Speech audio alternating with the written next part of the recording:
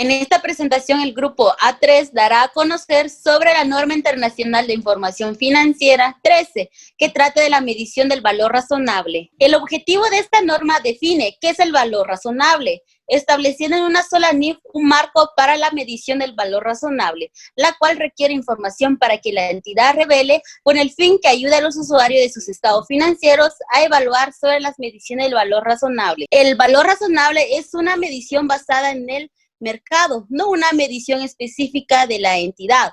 Para algunos activos y pasivos pueden estar disponibles transacciones de mercado observables, para otros casos no pueden estar disponibles. La NIF 13 se aplicará cuando otra NIF requiera o permita mediciones de valor razonable, como la información a revelar sobre esas mediciones.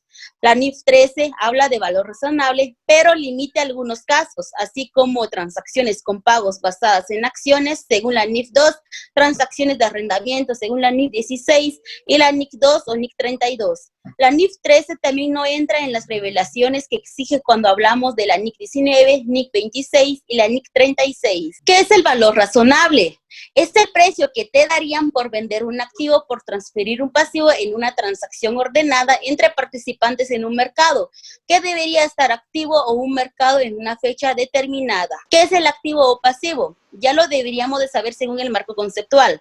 La NIF 13 se ocupa principalmente de dos tipos de activos, que son los instrumentos financieros y activos no financieros. La transacción se refiere a que el valor razonable se va a medir en un mercado que es el principal, ya que es el primero que se debe de hacerse, o en un mercado muy ventajoso. ¿Qué pasaría si encuentro un mercado principal y un mercado ventajoso? ¿Con cuál me puedo quedar? Pues nos quedaríamos con el mercado principal, ya que el mercado ventajoso no lo permite la norma.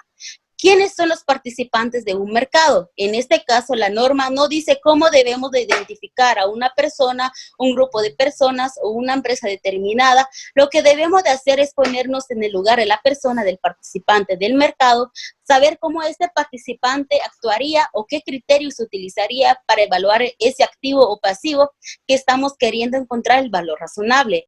¿Qué es el precio? Es el valor del activo o pasivo. ¿Cómo puedo determinar el precio? Lo podemos hacer en dos formas. Cuando el mercado es observable, será el precio de mercado, y si no hay un mercado observable, será con técnicas de valorización. Ejemplo de mercado observable, algo sencillo, la bolsa de valores. El precio no se ajusta por los costos de transacción, pero hay un costo que sí podría influir, que es el costo de transporte. Y cuando el costo de transporte sea necesario para transferir el activo de su ubicación actual hasta el mercado donde se piensa manejar. Por ejemplo, la materia prima cotizada está sujeta a valor razonable.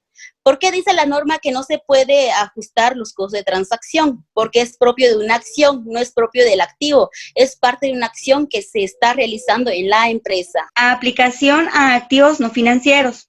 Máximo y mejor uso de los activos no financieros.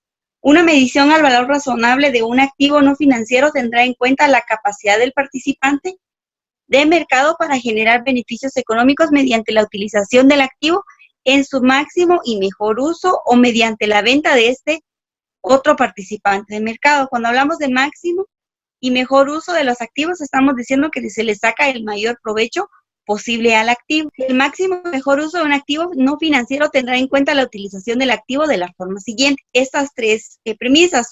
Número uno, el uso que es físicamente posible, uso que es legalmente permisible y uso que es financieramente factible.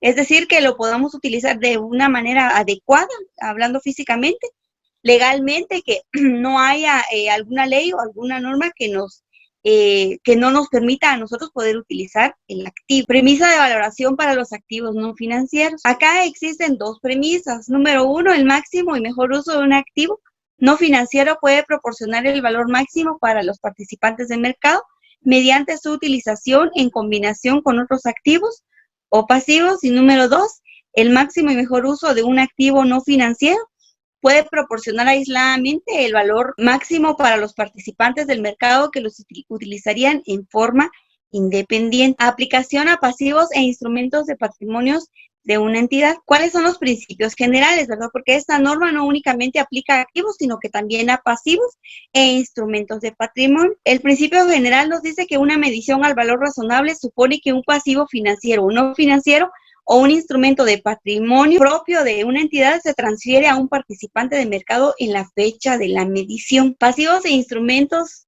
de patrimonio mantenidos por otras partes como activos.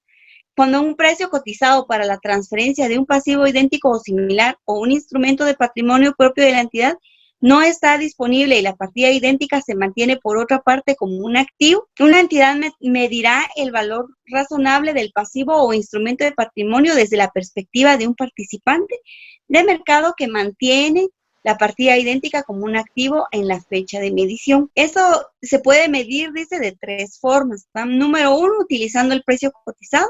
Número 2, utilizando los datos, otros datos observables. Y número 3, utilizando otra técnica de valoración. Pasivos e instrumentos de patrimonio no mantenidos por otras partes como activos. Cuando un precio cotizado para la transferencia de un pasivo idéntico o similar o un instrumento de patrimonio propio de la entidad no está disponible y la partida idéntica no se mantiene por otra parte como un activo, una entidad medirá el valor razonable del pasivo o instrumento de patrimonio utilizando una técnica de valoración desde la perspectiva de un participante de mercado que debe el pasivo o ha emitido el derecho sobre el patrimonio. Para aplicar esta técnica, dice que de valor presente se debe de tomar en cuenta dos elementos. Número 1, las salidas de efectivo futuras en las que un participante de mercado esperaría incurrir para satisfacer una obligación, incluyendo la compensación de un participante de mercado requeriría para cargar con la obligación. Y el elemento número 2, el importe que un participante de mercado recibiría para realizar o emitir un pasivo o instrumento de patrimonio idéntico. Riesgo de incumplimiento. El valor razonable de un pasivo refleja el efecto de riesgo de incumplimiento que incluye pero no se limita al riesgo de crédito propio de una entidad. El riesgo es el mismo antes y después de la transferencia del pasivo. Una entidad tendrá en cuenta el efecto de su riesgo de crédito y cualquier otro factor que pueda influir. Número 1, si el pasivo es una obligación de entregar efectivo o bienes y servicios. Número 2, las condiciones de las mejoras crediticias relacionadas con el pasivo, si las hubiera. Entonces, restricción que impide la transferencia de un pasivo o de un instrumento de patrimonio propio de una entidad. Al medir el valor razonable de un pasivo o un instrumento de patrimonio propio de una entidad, la entidad no debe de incluir un dato de entrada por separado o un ajuste a otros datos de entrada, incluidos, ya dice que ya sea que estén incluidos implícita o explícitamente. Pasivo financiero con una característica que lo haga exigible a petición del acreedor. Se dice que el valor razonable de un pasivo financiero con características de disponibilidad inmediata no es menor que el importe por pagar exigible e inmediato. Se dice que esto se descontará desde el primer fecha de pago al momento que incurra donde se tiene que pagar el importe. Aplicación de activos financieros y pasivos financieros con posiciones compensadas en riesgo de mercado o riesgo de crédito de la contraparte. Una entidad que mantiene un grupo de activos financieros o pasivos financieros están expuestos a riesgo de mercado o a riesgo de crédito de cada una de sus contrapartes. En este caso, digamos, si la entidad gestiona, se dice que estas entidades pueden gestionar una base sobre la exposición neta, pero se dice que se puede hacer se pueden exonerar algunas de estas bases, ¿verdad? Ya que pueden ser de que haya algún riesgo de crédito o de mercado. Exposición de riesgo de mercado. Al utilizar la exposición para medir el valor razonable de un grupo de activos financieros o pasivos financieros gestionados sobre la base de la exposición neta de la entidad de riesgo de mercado particular, la entidad aplicará el precio dentro de la diferencia del precio comprado. Valor razonable en el reconocimiento inicial. Cuando se adquiere un activo o se asume un pasivo de una transacción de intercambio para este activo o pasivo, el precio de la transacción es el precio pagado por adquirir el activo o recibido por asumir el pasivo. Este valor razonable de lo que estoy diciendo, esto se refiere a una entrada. Técnicas de valoración. Una entidad utilizará la técnica de valoración que sea apropiada a las circunstancias y sobre las cuales existan datos suficientes disponibles para medir el valor razonable. Se dice que una técnica de valoración puede ser cambiada. ¿Cómo puede ser cambiada una técnica de valoración? Esta NIF nos da algunos ejemplos, ¿verdad? Uno de los ejemplos que puede cambiar la técnica de valoración es el desarrollo de nuevos mercados, la disponibilidad de nueva información, datos de entrada para la técnica de valoración. En estos datos de entrada, esta NIF nos da un principio general. ¿Cuál es este principio general?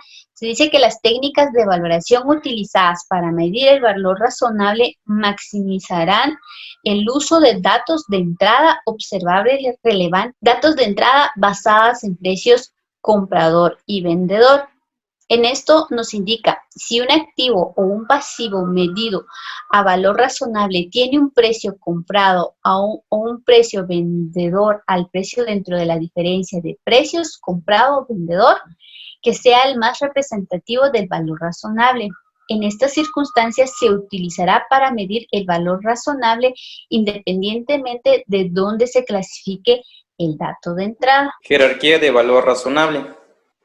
Para incrementar la coherencia y comparabilidad de las mediciones del valor razonable e información a revelar, esta norma establece una jerarquía de valor razonable que se debe de clasificar en 3 niveles. Los datos de entrada. Para evaluar la relevancia de un dato de entrada, se requiere el juicio profesional.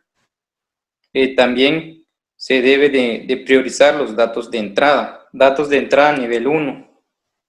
Los datos de entrada nivel 1 son los precios cotizados en los mercados activos. Estos datos de entrada nivel 1 proporcionan evidencia fiable y se utilizarán sin ajuste. Se dará énfasis en estos dos elementos, ya que en el los precios cotizados en mercados activos son los que dan evidencia fiable y se utilizan en los mercados financieros y en otros mercados activos. No se realizará ajuste en los datos de entrada, excepto en lo siguiente: cuando hay un gran número de activos idénticos, pero que no sean iguales, y cuando en el mercado activo no se represente el valor razonable de ese activo. También se harán ajustes por factores específicos del elemento. Los datos de entrada nivel 2. Estos datos de entrada son distintos a los precios cotizados, ya que son observables de forma directa o indirectamente. Los datos de entrada nivel 3.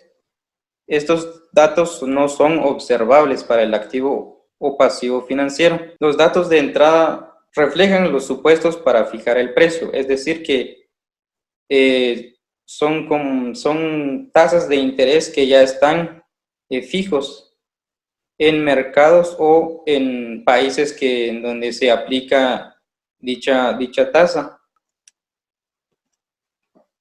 Información a revelar. Para que los activos financieros o pasivos financieros se reflejen con la mayor relevancia posible, se deben de utilizar lo siguiente. Inciso A, los activos y pasivos que se midan a valor razonable.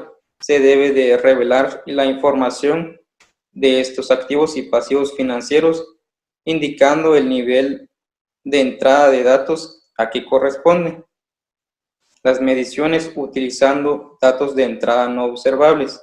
También se debe de revelar la información que se utilizó sobre los datos de entradas no observables.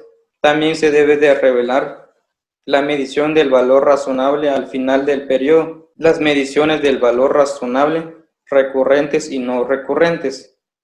Y se debe de indicar el nivel de la jerarquía que se utilizó sobre el valor razonable, si corresponde al nivel 1, nivel 2 o nivel 3 de entradas. También los pasivos y activos que se midan al valor razonable sobre una base recurrente. Las técnicas de valoración y los datos de entradas. También una conciliación de saldos de apertura.